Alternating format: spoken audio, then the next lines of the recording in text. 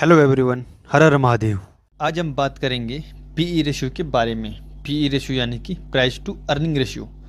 PE ratio बताता है कि किसी स्टॉक का रेट सही है या नहीं, महंगा है या सस्ता। इन सब को जानने के लिए वीडियो को अंत तक जरूर देखिए, क्योंकि इसके बाद आप किसी भी स्टॉक्स का एनालिसिस कर सकते हैं, वो भी सिंपल फॉर्मूले से। पीई रेशियो का मतलब होता है प्राइस टू अर्निंग रेशियो, यानी कि किसी कंपनी का शेयर का प्राइस डिवाइडेड बाय उसकी पर शेयर अर्निंग। एक सिंपल एग्जांपल देखकर समझते हैं। यदि कोई कंपनी है, कोई सी भी ले लो, XYZ।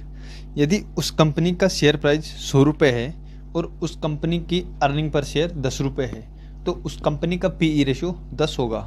इसका मतलब है कि आपको 1 रुपये कमाने के लिए 10 रुपये देना पड़ेगा। और यदि किसी कंपनी का पीई रेशियो 30 है तो आपको 1 रुपये कमाने के लिए 30 रुपये देना पड़ेगा। इतना आप समझ गए होंगे। अब आप सोच रहे होंगे कि ये EPS क्या है। EPS यानी कि अर्निंग पर शेयर, किसी कंपनी का नेट प्रॉफिट डिवाइडेड बाय उसके टोटल शेयर। इससे भी एक सिंपल एग्जांपल देखकर समझो। यदि किसी कंपनी का प्रॉफिट 1 करोड़ है और उस कंपनी के पास 10 लाख शेयर है, तो उस कंपनी का EPS 10 रुपये होगा। और यही EPS हम पीई रेशियो निकालने के लिए यूज़ करते हैं। चलिए अब बात करते हैं कि पीई रेशियो का यूज़ कैसे होता है। यदि किसी स्टॉक का पीई रेशियो ज़्यादा है तो लोग उसे महंगा मान रहे हैं, और यदि पीई रेशियो कम है तो लोग उसे सस्ता समझ रहे हैं। लेकिन ध्यान रहे कि सिर्फ पीई रेशियो देखकर कभी भी कोई भी शेयर या कंपनी में इन्वेस्ट करने का फैसला न ले, क्योंकि सिर्फ कंपनी का पीई रेशियो नहीं देखना पड़ता है, बल्कि कंपनी के पीई रेशियो का इंडस्ट्री के एवरेज पीई रेशियो से, कंपटीटर कंपनी के पीई रेशियो से और हिस्ट्रिकल पीई रेशियो से कंपेयर करना पड़ता है।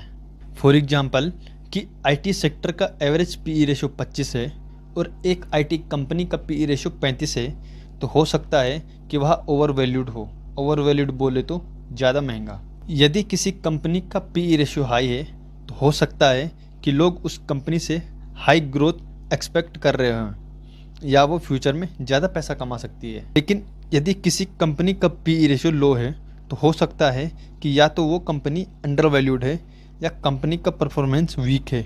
इन दोनों ही केस में रीज़न समझना ज़रूरी है।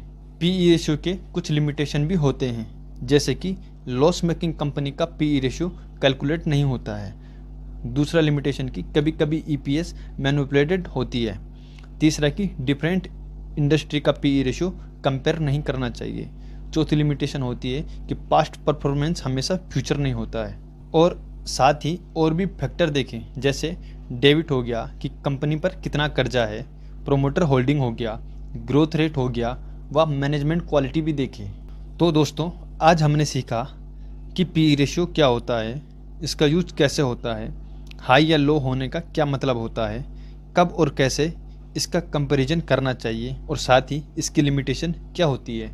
अगर आपको वीडियो अच्छी लगी हो तो वीडियो को लाइक करें, शेयर करें और चैनल को सब्सक्राइब जरूर करें। और अगर आपको कोई भी डाउट है तो कमेंट करके ज़रूर बताइए। मिलते हैं नेक्स्ट वीडियो में। जय हिंद, वंदे मातरम।